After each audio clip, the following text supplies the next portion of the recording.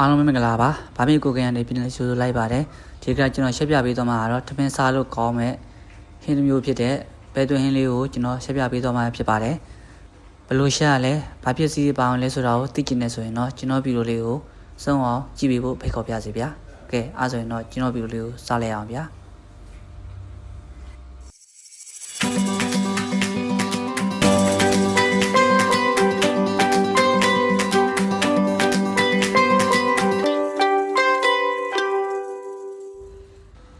အရန်သာရှိပြီးထမင်းစားလို့ခေါင်းမဲ့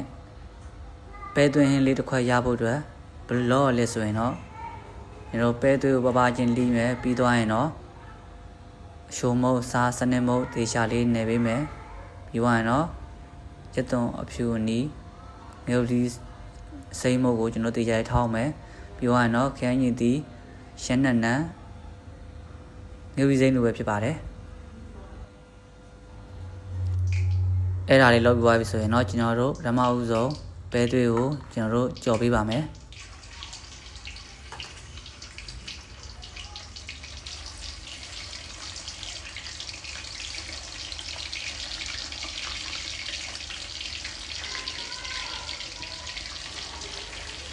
ပဲသွေးကအရန်အကြာကြီးကြော်စရာမလိုပါဘူးနည်းနည်းလေးကြာပြီဆိုတော့လည်းကျွန်တော်တို့တွေအပေါ်အောက်လှန်ပေးလိုက်ပါမယ်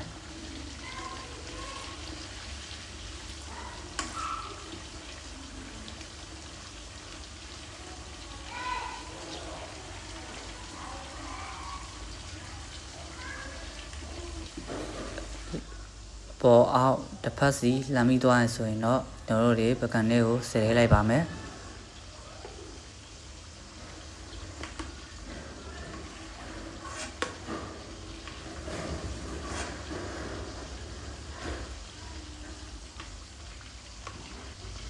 ခုဆိုရင်တော့ပဲသွေးလေးတွေကိုဆယ်ယူလိုက်ပဲဖြစ်ပါတယ်ဒါကတော့ကျွန်တော်တို့စောဟာဆယ်ထားတဲ့ပဲသွေးလေးပဲဖြစ်ပါတယ်ဒီလိုနေထားလေးရယူသွားပြီဆိုရင်တော့ကျွန်တော်တို့တွေနောက်ဆင်းနေနဲ့မလုပ်ရမယ်ဆိုရင်တော့ကျွန်တော်တို့တွေအစောအားထောင်းထားတဲ့ကျက်သွန်အဖြူနီကိုကျွန်တော်တို့စီးသက်ပေးပါမယ်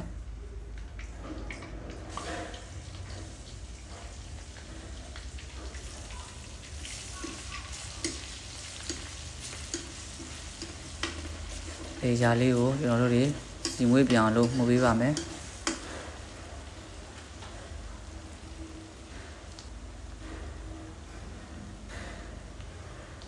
ပြီးသွားရင်တော့ရောင်နေမုတ်စနစ်မုတ်နည်းငယ်စီထည့်ပေးပါမယ်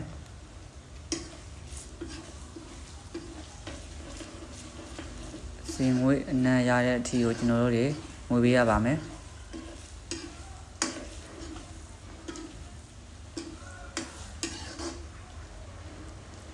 ကဲအခုလိုနေထားလေးရပြီဆိုရင်တော့ကျွန်တော်တို့အစောကစနစ်လီးထားတဲ့ခင်းရင်တီနဲ့မျိုးပြီးစိမ်းတွေကိုကျွန်တော်တို့ထည့်ပေးလိုက်ပါမယ်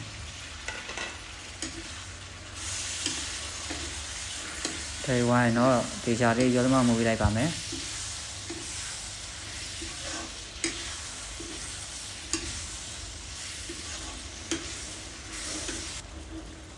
ပြီးသွားရင်တော့အရသာအနေနဲ့ကျွန်တော်တို့ငါးပြားရေးနည်းငယ်စီထည့်ပါမယ်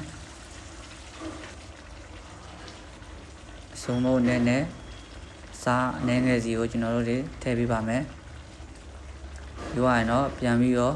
သမပေးလိုက်ပါမယ်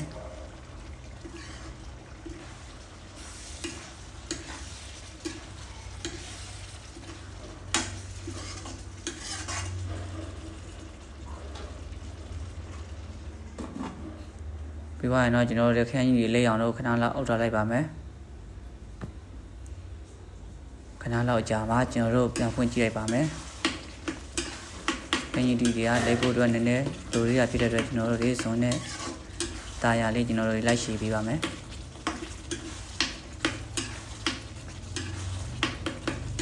ဆိုရင်ခန်းကြီးတွေကြည်ပြီးရုပ်ပြီးစိမ်းတွေကြက်ပြီးဖြစ်တဲ့အတွက်ကျွန်တော်တို့တွေဘာလို့ရမလဲဆိုရင်တော့အစောအားကျွန်တော်တို့တွေကြော်ထားတယ်ပဲသွေးတွေကိုကျွန်တော်ထည့်ပေးလိုက်ပါမယ်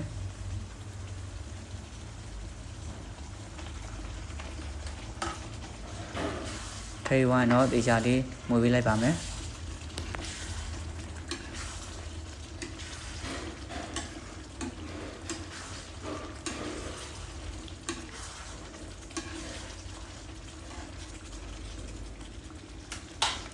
မွေးလို့ပြီးသွားပြီဆိုရင်တော့ကျွန်တော်တို့တွေရေနည်းငယ်ထည့်ပေးပါမယ်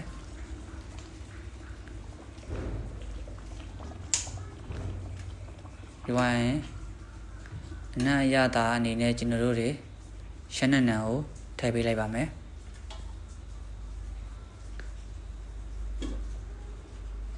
ဒီဝိုင်းတော့ကျွန်တော်တို့ခဏလောက်စောင့်လိုက်ပါမယ်ခဏလောက်ကြာမှဆိုရင်တော့ကျွန်တော်တို့လိုချင်နေတဲ့ပဲသွေးဟင်းလေးရပြီပဲဖြစ်ပါတယ်ထီမီခွေးရုံနဲ့မကပဲနဲ့ရှက်တမြထမင်းမလောက်ထဲထီကိုထမင်းစားကောင်းသွားမယ်ဟင်းလေးပဲဖြစ်ပါတယ်ကဲကျွန်တော်ရဲ့မိတ်ဆွေတွေကျွန်တော်အသေးစိတ်ပြပြပြီးသွားပြီဖြစ်တဲ့အတွက်စားခြင်းနေဆိုရင်တော့အိမ်မှာလွယ်တကူလိုက်ရှက်စားတက်ပြီးလို့တင်ပါတယ်ကျွန်တော်ရဲ့ဗီဒီယိုလေးကိုစုံအောင်ကြည့်ပေးတဲ့တယောက်ရှင်တိုင်းအောင်လည်းကျေးဇူးအများကြီးတင်ပါတယ်